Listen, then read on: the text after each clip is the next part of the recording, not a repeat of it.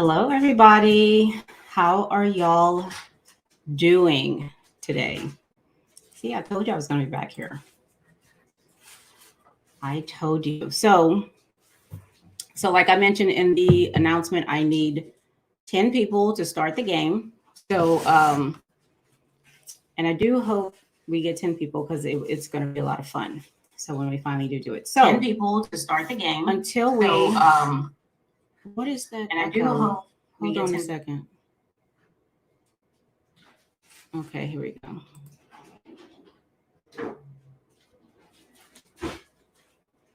All right, I fixed it. So while we're waiting, let me tell you guys what I have been up to. All right, and what I'm going to share with you next. So when this is done, I told you that there were like 4 things that I wanted to address before the end of this year. And I listed those out. So one of those things is really a step by step, and I mean step by step, like by the month, things that I did to transition from HR to cybersecurity. All right. So I have a really nice infographic that I'm going to use to show you for each month exactly what I did, because I was able to retire from government and get into the cybersecurity field within 3 months of retiring. Okay. And, so I just want to lay that out for you all to let you know every single thing that I did, just in case that'll be helpful. So there's that. And then this morning, I posted like an 8-minute video when I was driving to the store with you guys about so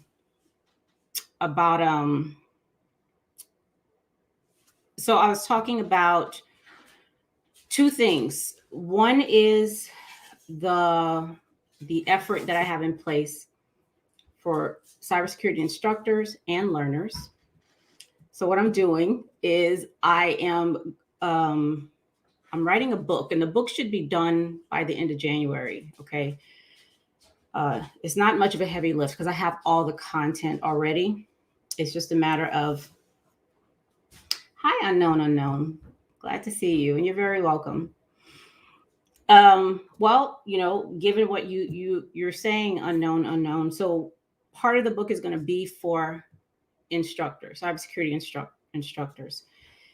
And because what I've noticed in this industry is that when it comes to learning and training and instruction, outside of academia, I'm not talking about academia because they have their own stuff, but like training, okay, there is not a lot now.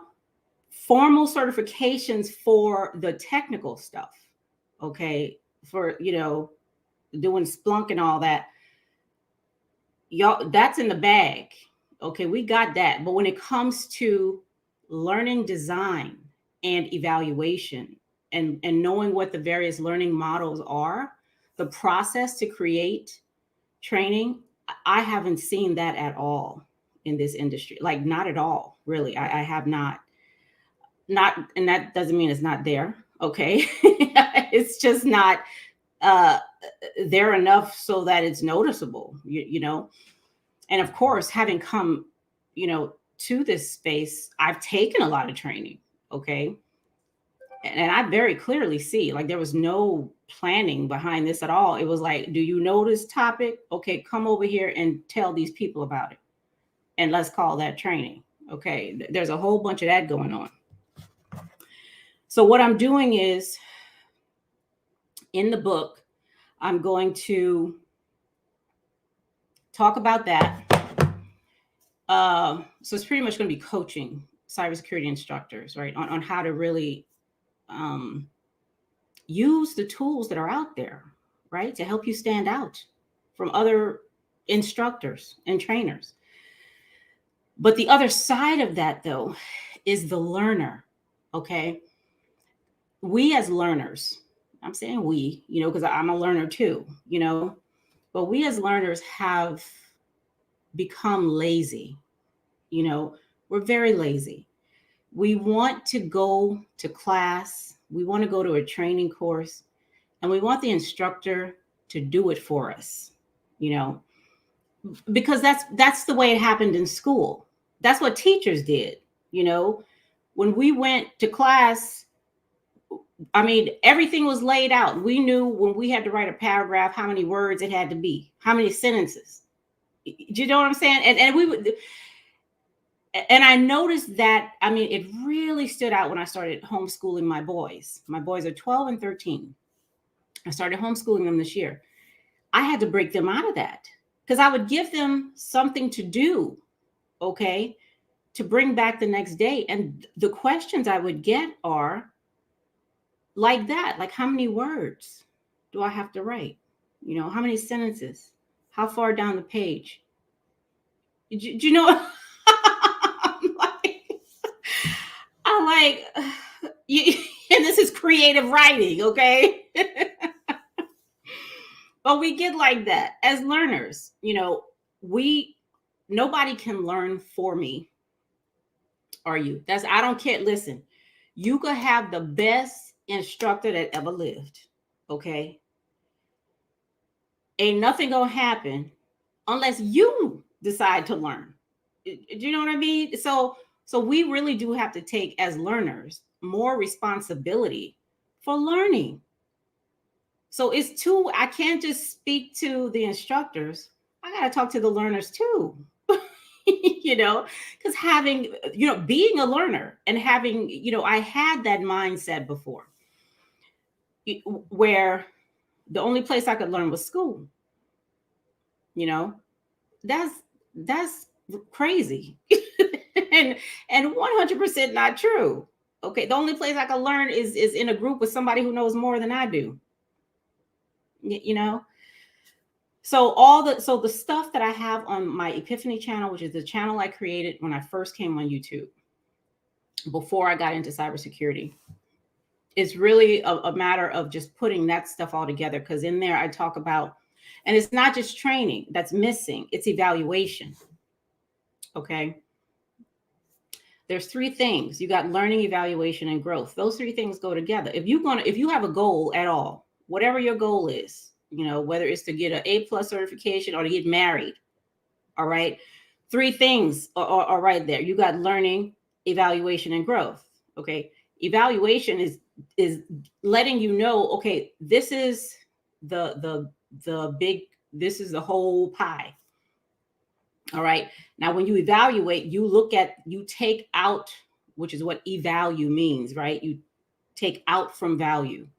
So you look at that person, okay, so somebody you're going to marry or whatever, and you pick things out and you evaluate and you say, okay, well, is this really what I want? Is this the person I want to be with? Is the, you know, whatever the hell you do, you know, are they tall enough? Do they have enough money? You know, whatever your criteria, okay.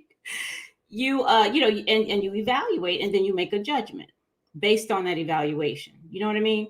So you learn, you evaluate, and then grow or don't grow, because you could stop growing if you want. I mean, you could try. You know, you can get in your own way and just not grow. All right. But the thing is, those three things are always there. Always there. Whether you're in a classroom or you sitting here looking at me on YouTube, you know, or you in the kitchen, you know, cooking breakfast or whatever you're doing, you know. So I mean, it's really simple stuff, but it's there are things that, because, and the thing is, we love talking about how do we say that users are the weakest link? Well, who's training them?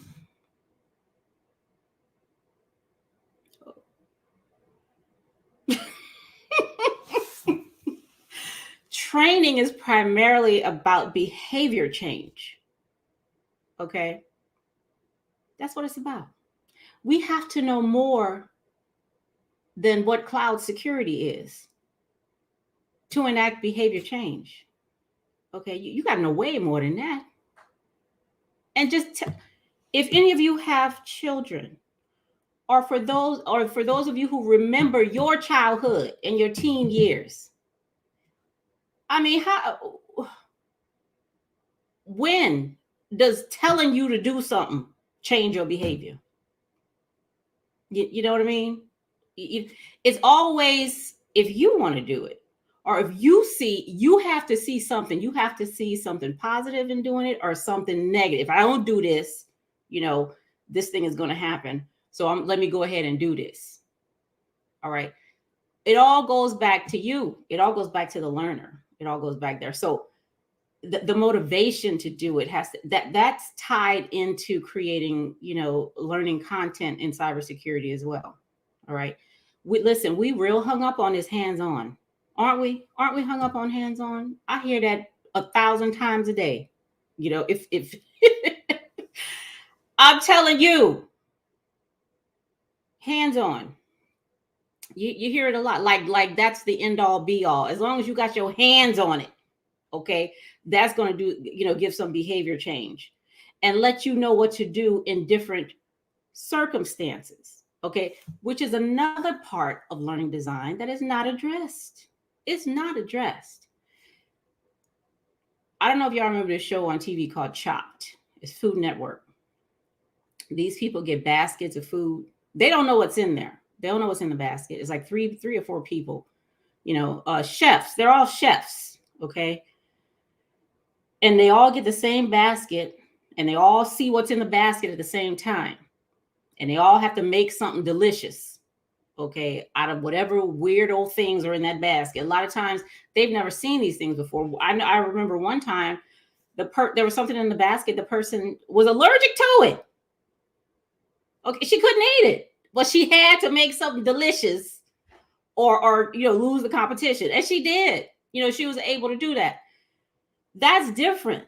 That's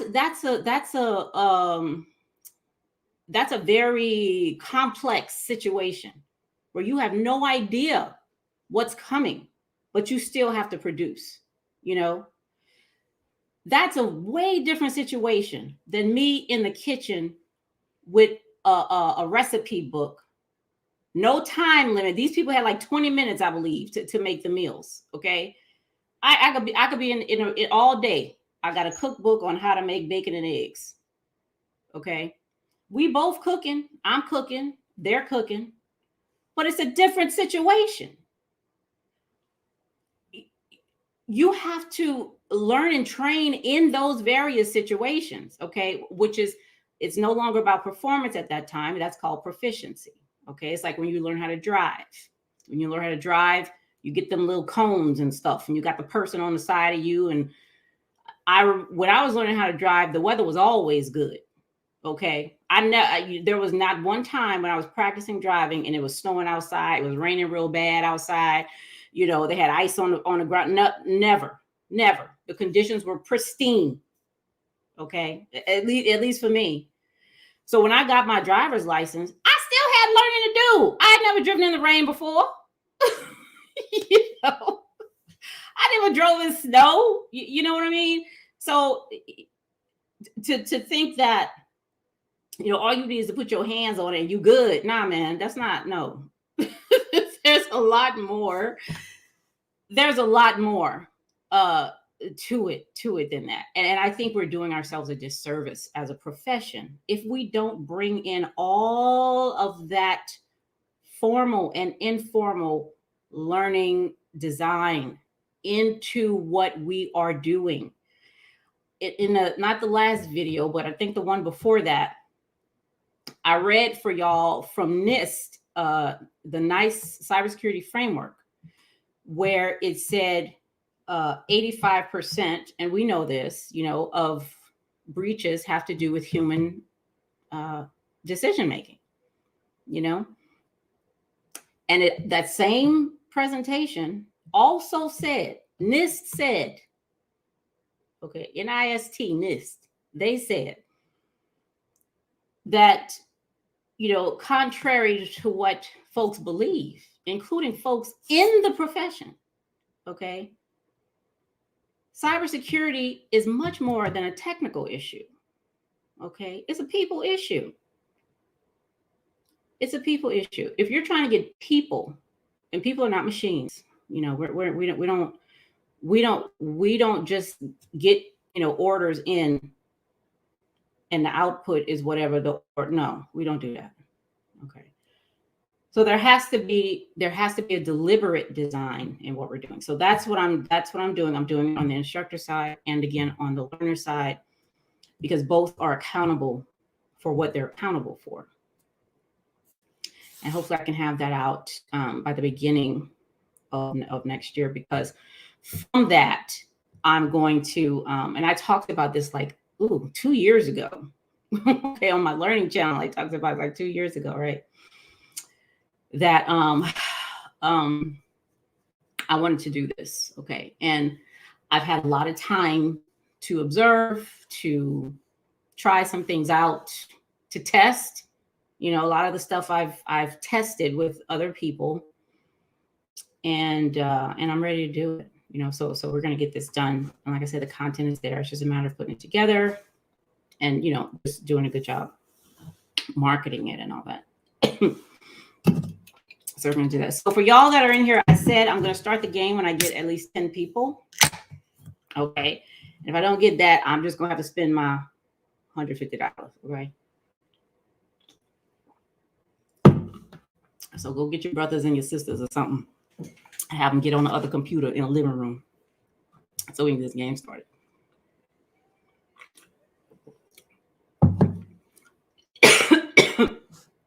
But let me show you while we're waiting.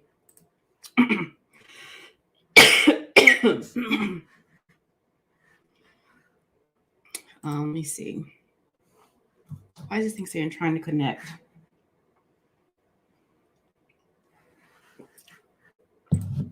All right. I'm going to show you. So this morning, I was telling you about the cyber range. So, so here I put on my mural. Oh, shoot. Okay. I got till Tuesday to do that.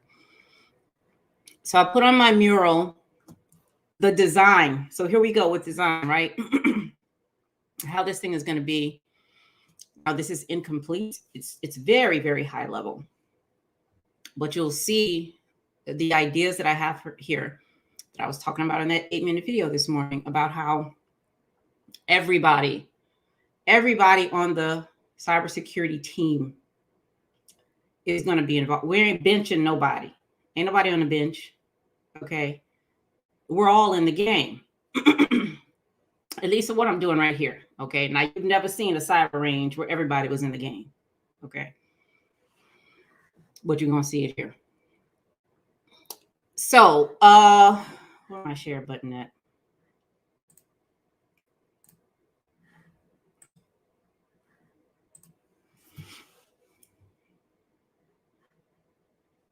Okay, y'all. Can y'all see it? Let me get myself out the way so y'all can see it a little bit better. So here, so this is my business, right? My business is Epiphany, Learning for Evolving Minds. Oh, excuse me. And of course, person-centered cyber. What we do, sorry, y'all.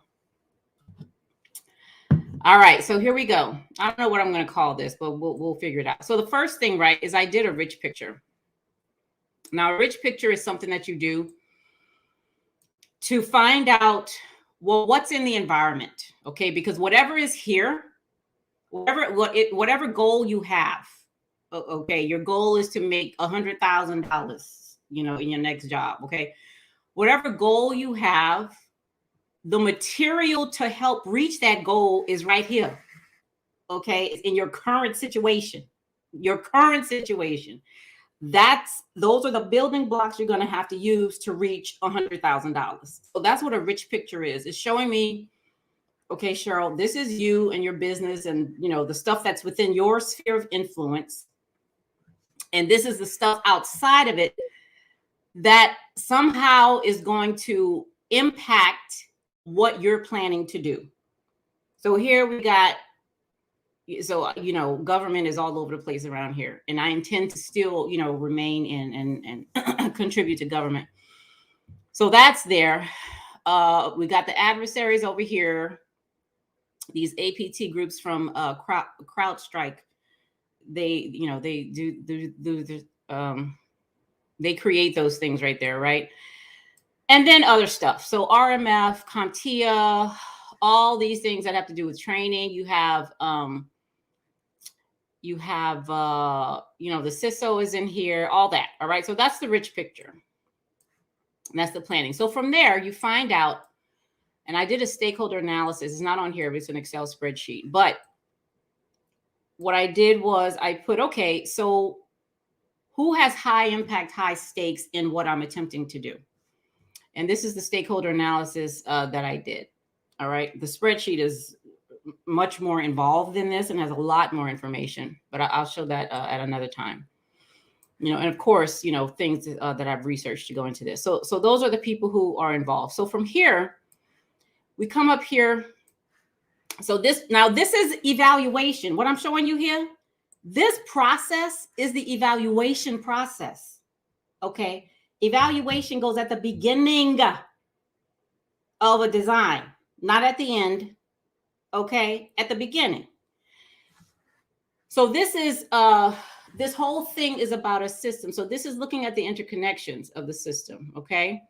Now up here is I've done the stakeholder analysis. I see who's involved and all that stuff. Now I want to see, well, what's in and what's out, because I cannot address every stakeholder's stakes. Okay. I ain't got that kind of bandwidth.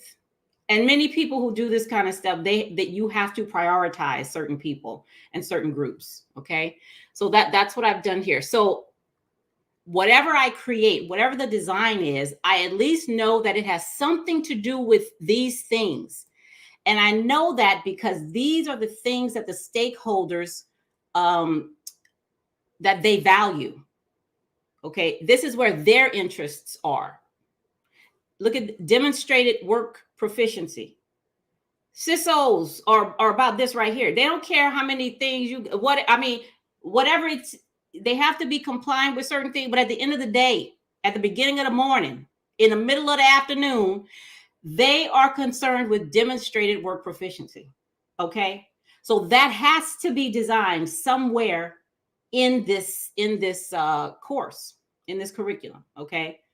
Because I prioritize CISOs as one of the groups that is going to see their interests being met here. Okay. And the same thing goes for all of this. Everything here is pulled directly from the stakeholder analysis and from the individual groups that were prioritized in that analysis. Now, at the same time, now listen at this. At the same time that I'm prioritizing, I'm also marginalizing. Okay, it's like the head and tails on a coin. The two go together. So who am I marginalizing by prioritizing these people? Because those groups are important too. Okay, because they're going to judge what I'm doing just as much as the CISO is. You understand? So that's another part of scoping. And then to reevaluate, okay, do I really want to marginalize this group? Or if I am, what are other ways that I can get them involved, possibly? Okay. But again, knowing that for many of us, our bandwidth isn't such that we can be all things to all people. So next here we have the criteria. So the evaluation criteria, this is like what your values are. Like, what are your values as a person? Maybe you're somebody who values family. Okay. Or you're somebody who values money. You're somebody who values, being philanthropic. Okay. You like to give to the homeless and all that. So if that's your value, then that means without you telling me that's your value, I will know it because I see what you're doing. Okay. This evaluation criteria is the same thing for learning programs, for a training program. It's like the values that a person has. The evaluation criteria are the values that this training course has, which means without me even asking somebody, hey, what's the evaluation criteria? I will know because I will see evidence of control. I will see evidence of knowledge, evidence of relevance. I'm going to see all that. Okay. If I'm claiming these are the values. Now, I did a goal-free right before I got out of government, for Federal Executive Institute. I did a goal-free evaluation, which means, I don't know, it's like a black box pen test. Okay, a goal-free evaluation is the same thing. Don't tell me nothing about nothing. Okay, I'm gonna go in here. I participated like a regular participant, and I'm looking for this. I'm looking for evidence of what are the values of this training. It was a 1-month training, okay? And the outcome was very interesting, because what can happen is you can create a training course for one thing, and as time passes, it morphs into something else, okay? And if you don't, if you don't look at it and recalibrate, then you'll just be way off course, thinking you're doing one thing and you're actually not. You're doing something completely different. So after this, we're going to ideate. This is the really fun part. And this is the part, when we create training, this is what we want to go from here. Hi, I'm Cheryl, and all the way here, ideate. We want to, forget all this right here. We want to come right over here. Okay, what do y'all think we should do? What are the objectives for this thing right here? That's where we want to start. Okay. But we're not going to do that. Okay. So I got a lot of stuff here, y'all. Okay. Y'all see there's a lot going on. Okay. But this is a really good fun part. Now, this is where I say here that the cyber range is not just going to be red and blue team, because that's not all a cybersecurity team is made of. It's not just made of red and blue. Okay.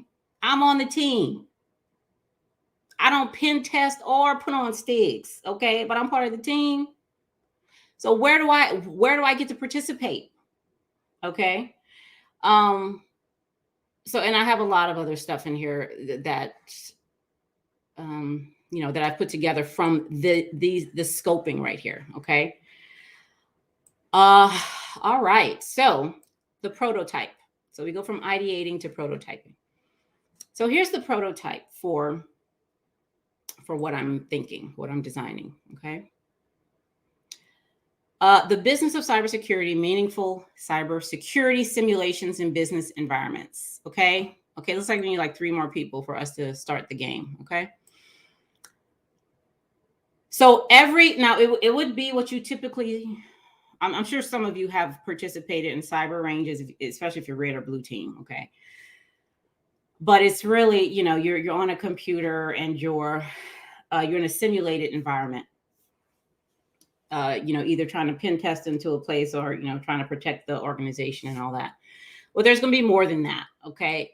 These things are going to be like, you're going to have, and I got a lot of this now there are already business simulation tools.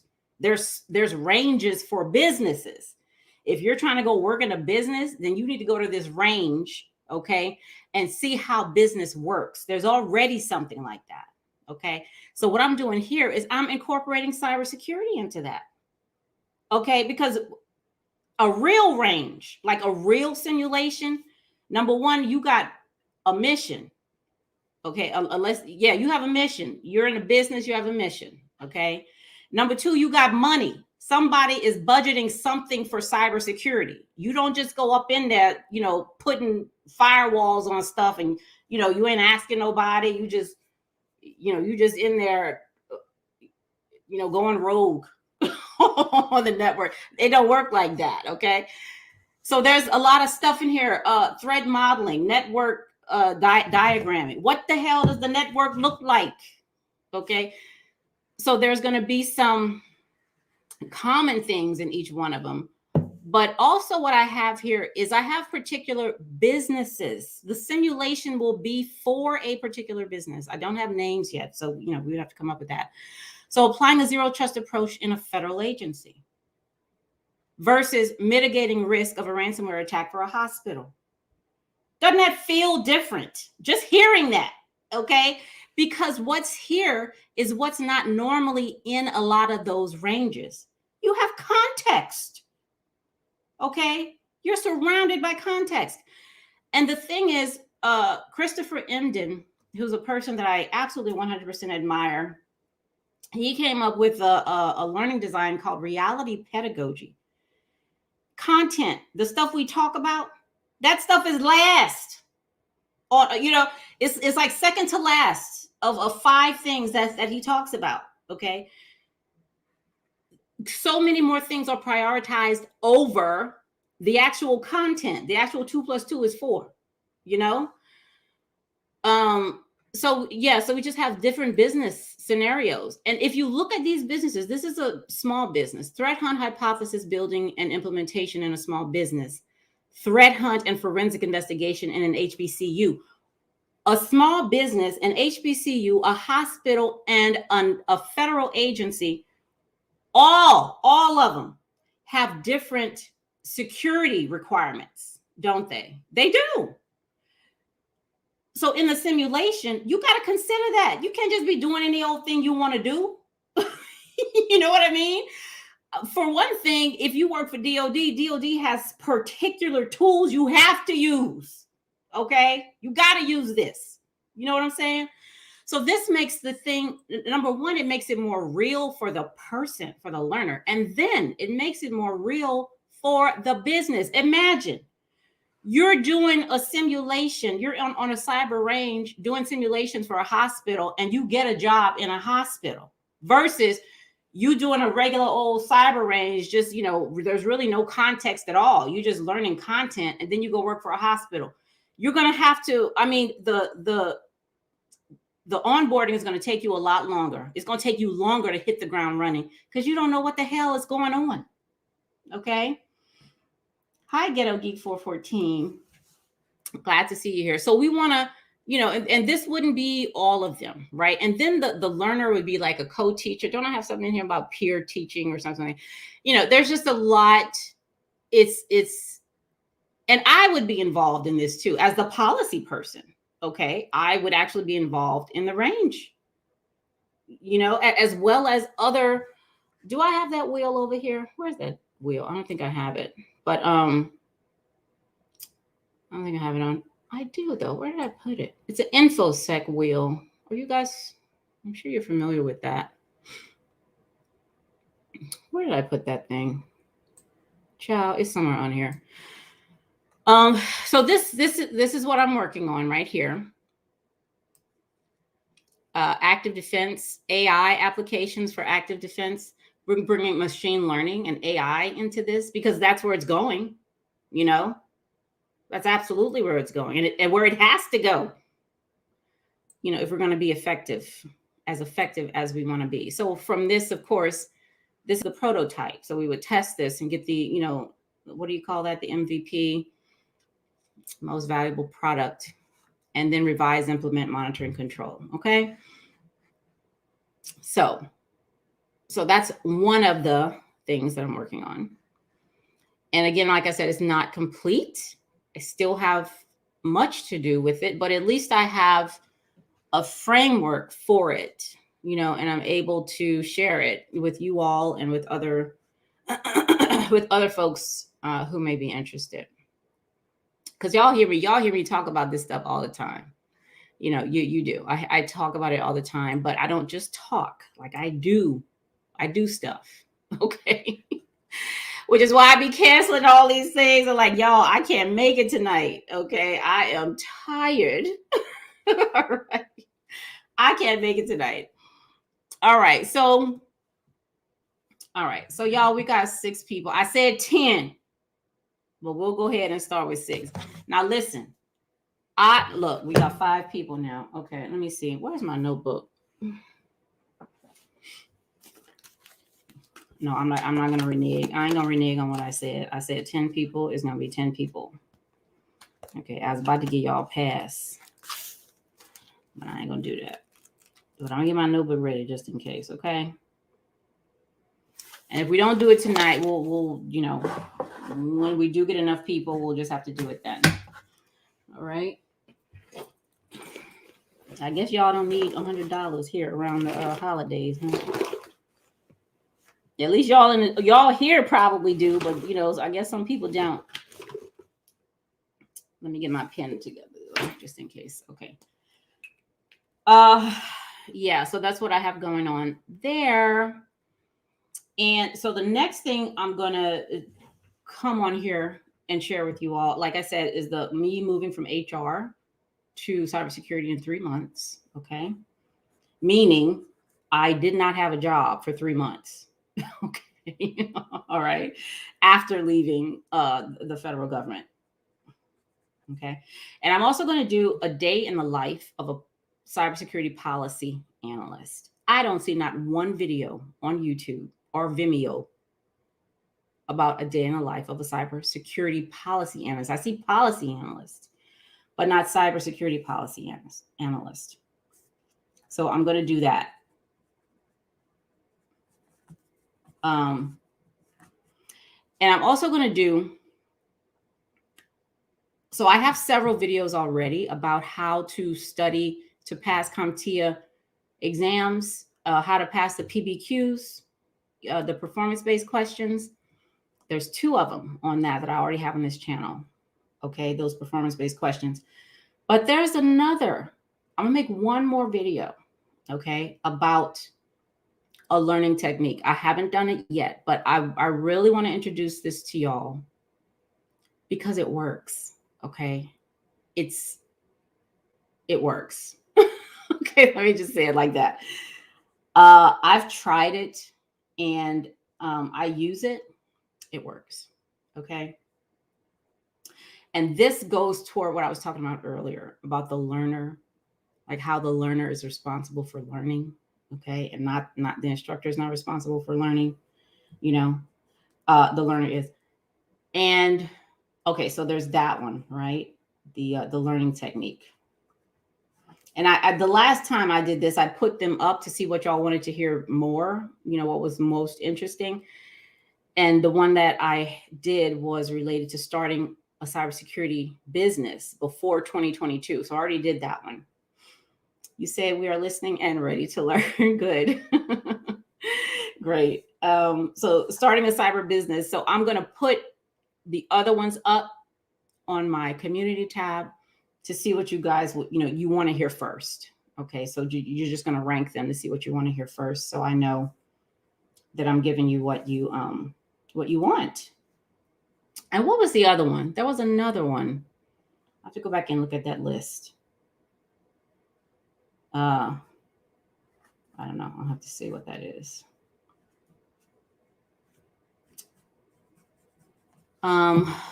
Okay, so we got 6 people. So there's that, right? So there's that. There's the book. My niece is in marketing and websites and all that. So she's going to be helping me out, and I'm very, very grateful for that. But we went to me and a friend of mine went to a hip hop 80s party at this really delicious Thai restaurant over here. Listen, I like Thai food. I really do. I'm using the word love here. Okay. I love Thai tea. Okay. I like sweet tea anyway, because I'm from, Louisiana. We like, sweet tea down there. But Thai tea is another kind of sweet. I love Thai tea. But at this restaurant, these people had Thai tea, but they put oh my God, what did they put in there? It was some kind of alcohol. Oh Lord, I forget. It's like one of the creamy ones. I don't know, but that thing was so good, y'all. I could have had that. I had 3. I didn't need to order no food. I just bring me another Thai tea with that stuff in it. Okay. What the hell was that stuff called? Because I said I was going to find that stuff and make that myself. It was so delicious. I'm telling you. And the glass was huge. It was a big old glass of it. Big old glass. It was very good. But anyway, while we were there, now I talked on this channel too about the way that we in cybersecurity market ourselves and our Kareem, I think it was it Kahlua? I think it was Kahlua. Yeah, I think it was that. I mean, that stuff was, oh Lord, it was so good. But I talked about how we market ourselves, right? So there was a guy there. he worked in marketing for like a large global corporation. Okay. So I was telling him, some of the stuff that I talk about here on this channel, and man, he gave some amazing ideas. You hear me? I wrote and it was hard to hear in there because they had, I don't know what the hell they were playing. It wasn't even 80, it was the 80s party, but they weren't playing 80s music though. I mean, that music was so loud. Oh my God. But every word, child, I was hanging on every word because he was asking like really, really great. And that's what I need. Like, I need a marketing person who knows marketing, because I don't. Like, I read books and I appreciate it. Like, I get it. But I am not that person. Like, I don't have those kinds of marketing skills like that, I just know when I need it. I know enough about it to know when I need it. Okay. And I need it for a lot of different things, but it's a very interesting conversation. It was a nice party too. It was a very interesting conversation, and I got a lot of good stuff out of it. I think I put some of it on one of these murals over here. I have so many murals, y'all. If y'all don't have Mural, I mean, I need a big space to write, like I really do. But I can't just be plastering, things on my walls around the house. Okay. Even though I had like sticky notes all over the place, I just need room, Mural gives me that room digitally. Okay. Because I can make these things as big as I want to. I can draw on it myself. I can cut and paste it. I love it. The investment, I don't mind. I don't mind at all, because it helps give me the room that I need to do. But one of these things here, oh, that's the other one. I was going to talk about the RMF and the CAP. Okay. So I have the CAP study material that I used when I took and the CAP is a certified authorization professional. Okay. So I have that here, but I'm modifying that. I'm adding more stuff to that. And then, but the other one that I wanted to tell y'all about, where is it? Where is that thing? Cider, networking, escape room. I'm almost done with the escape room too. Machine learning. Where the hell is it? Is it right here? Oh, I think it's right here. I got like 15 murals over here.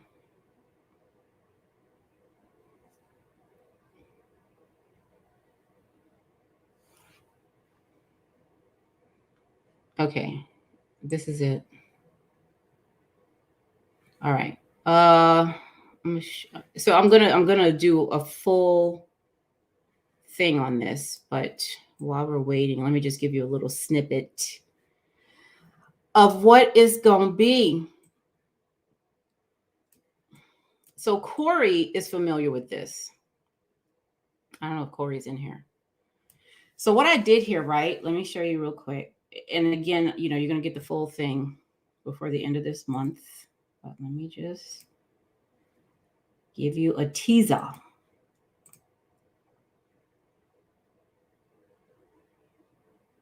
An email. I do have an email. Unknown. Let me give it to you. Epiphany. All right, there you go. In the chat. All right. So now this is with CISA and RMF together. Oh, I gotta lock this down.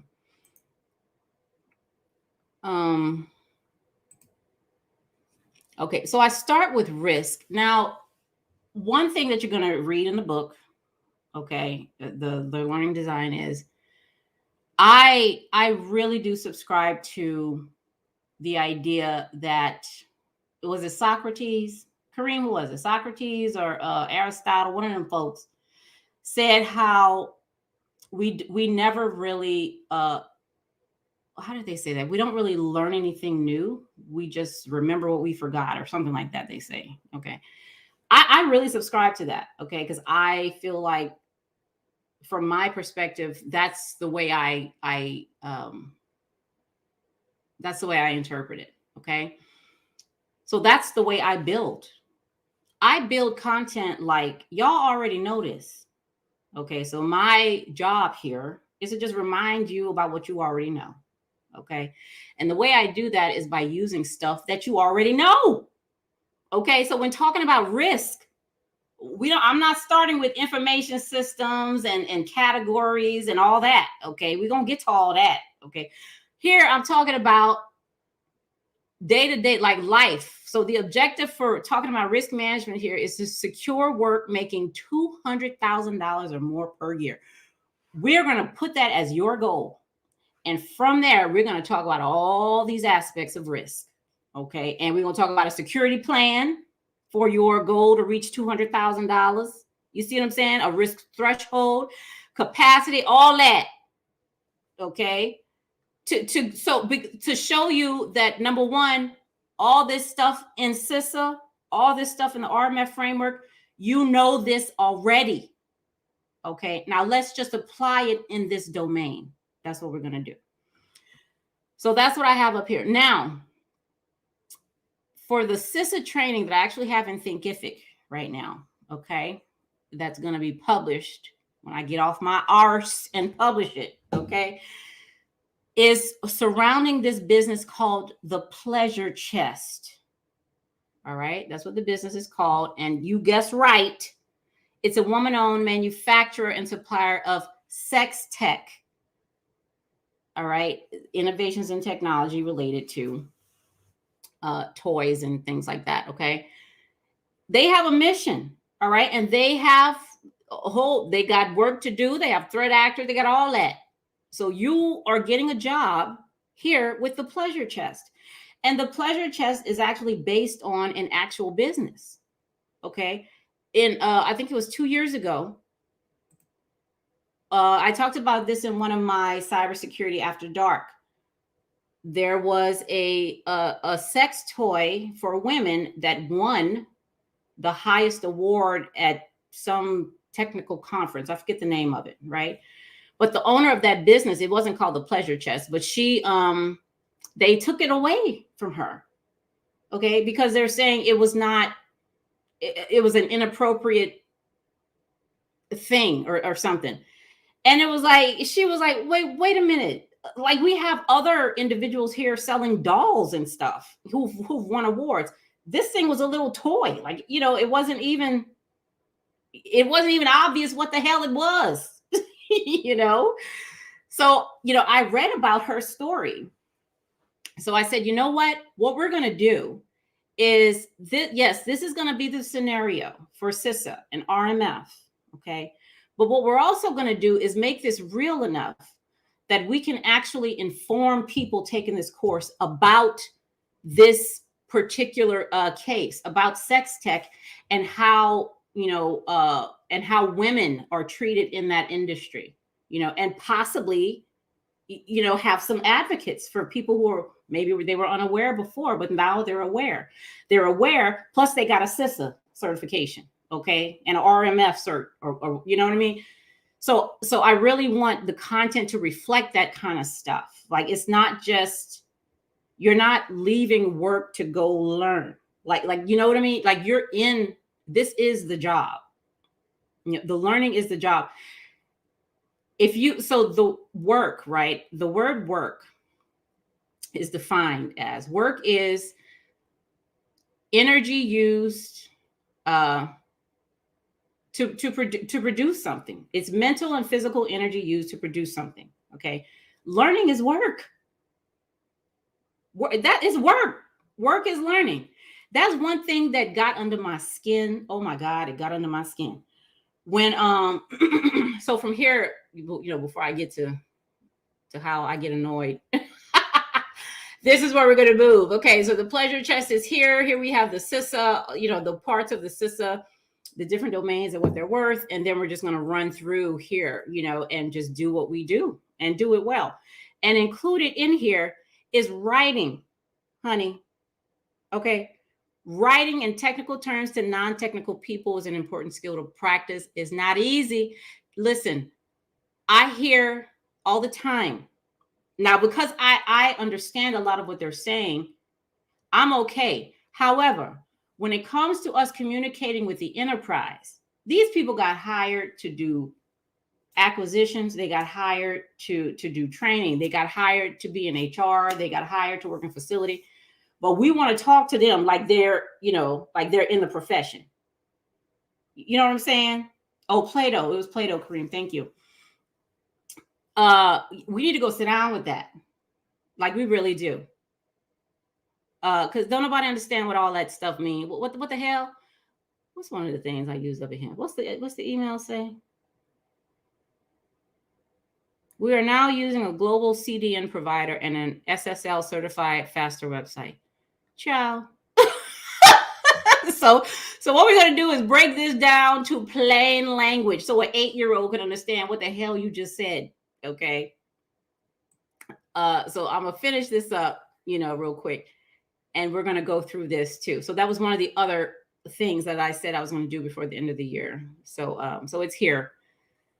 I just got to cross some T's and dot some I's to get it ready for y'all. Okay. All right. So we're going to do that.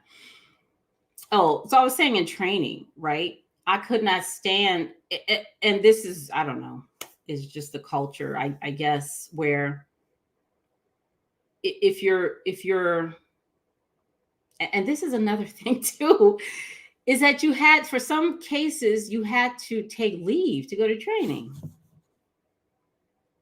I mean, if I'm going on a golf course or something like that, maybe, but so in work, it's like the training was seen as something outside of work, which is crazy.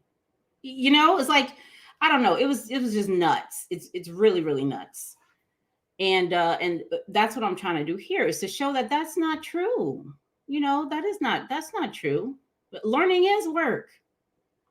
It absolutely 100% is.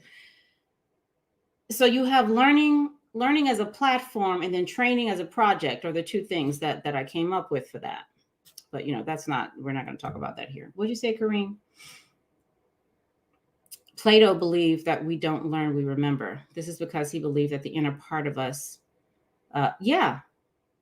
we don't learn, we remember. It was so, I know I messed that quote all up. I messed it all up. So it's like when a baby is walking, right? A baby is remembering how to walk, right? They're remembering how to walk. But many things we kind of like block out, like we don't want to remember. That's another channel though, yeah. But yeah, so thanks for that, Kareem. Okay, yeah, so that was the other thing. So I'm going to put these up on my community wall so y'all can tell me what you want to hear next. Because this one right here is probably the one that's going to take me a couple more days to get together. But the other stuff, like I have that ready to go. But if you want this one next, like we can do that. I'm going to just have to do what I need to do. So Tuesday, I am going to be, see, it's on my mural too. I just started it though. At least I just started on my mural. So I'm not going to show it to y'all, but machine learning, coming up with a design for AI and machine learning. What those are. What I need to find out though, and I'm glad I'm talking about this, because I am not clear on who the audience is for that. I need to find out from old dude who that is. So let me write that down. I ain't gonna be rude and text him right now. But I do need to write it down because I forget stuff. Look, see my hand? That's how I write stuff when I have to go to the store. There have been too many times when I got a list, right? I wrote down and I left the list at home. I'm like, this is ridiculous. Okay. So I'm like, let me just get a pen and write it on my hand. That way I will not forget. So I need the audience for ML and AI. Okay.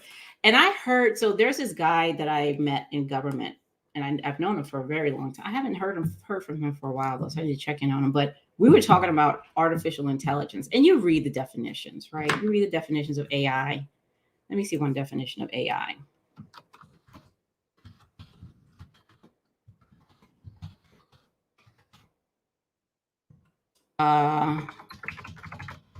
So y'all, the game was supposed to go till 7:30, so I don't think we're gonna play today because I didn't get enough people. But okay, artificial intelligence, the theory and development of computer systems able to perform tasks that normally require human intelligence, such as visual perception, speech recognition, decision making, and translation between languages. Okay. So we were talking, right? And I'm like, okay, can you break that down for me? Like, now this was years ago. I wasn't even in cyber at the time. This was years ago. I said, can you break that down for me, please? Okay. Because it was a definition like that. I'm like, that's a lot of words. And individually, I understand what each means. But when you put them together like that, I don't know what the hell you just said. Okay. So he said, okay, look at it like this, right? Think of a large oak tree in the fall. Okay, and the leaves are turning, they're beautiful. Y'all know how fall colors are, right?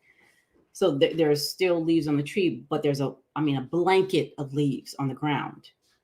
Now imagine I want you to find all the auburn leaves, okay, all of them, all the auburn ones, and and pick those out of the millions, possibly billions of leaves that are there, right?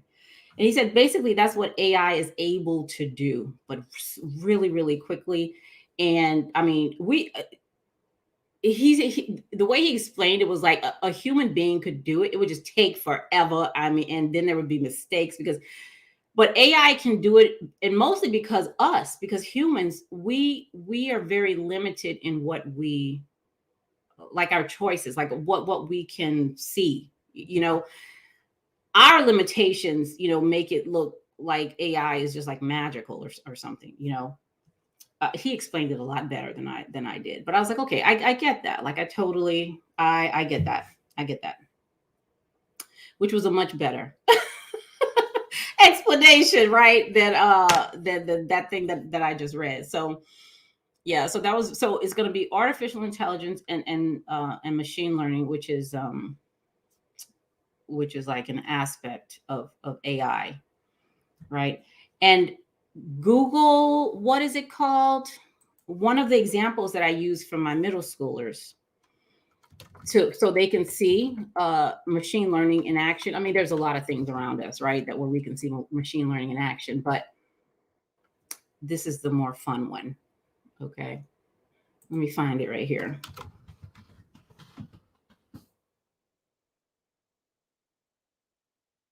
Here we go.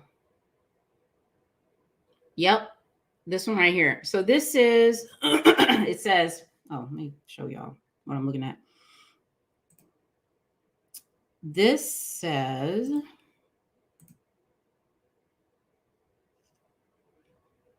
Google Quick Draw. Can a neural network learn to recognize doodling? Help teach it by adding your drawings to the world's largest doodling data set, shared publicly to help with machine learning research. So this is where I have my middle schoolers go while we're talking about machine learning. Okay. Oh, Lord, what did that say? Zigzag? Ooh, I didn't even see it. I see me. Oh, I know. It's zigzag. Okay, so the computer, I don't know if y'all can hear that. So draw an airplane in under 20 seconds. Oh my God. Now I'm doing this with the mouse, y'all. Okay. I see line. Horseshoe. Or Ooh, boomerang. what's the back of an airplane look like? Oh my God. Oh my goodness. Or dolphin. It's not a dolphin. Or crocodile. Oh Lord. Oh, I know. It's airplane. Oh, it got it. A fire truck. Okay, we done. I can't do that. I can't do no fire truck. They doing too much now. I can't do that.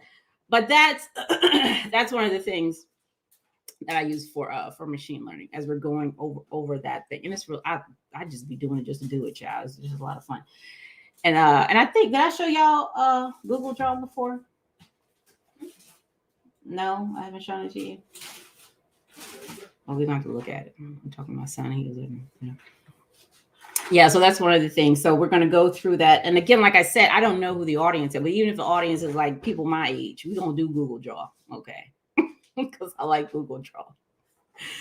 All right, y'all. So it's 7:30. We've been on here an hour. I've just been talking to y'all for an hour. Okay. And no money has been given away. So I don't know. Maybe y'all will be more in the mood come New Year's or something. So I ain't going to spend it. I'm going to keep it right there.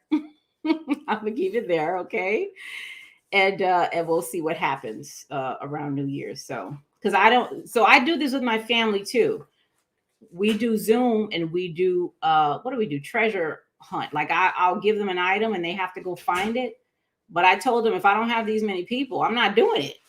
You know, I mean, you know, you gotta, you know, we need some participation here. So maybe I'll you know, start advertising earlier or something. I don't know, but we're going to reschedule it. I'm going to try again for New Year's. Okay. And we will see what happens. But thank you all. I do appreciate you being here. Sorry we didn't play the game, but that was one of the rules. But I do appreciate that you're here. And I hope, you know, at least with the conversation that you were able to hear something or you know, contemplate something or something. Okay.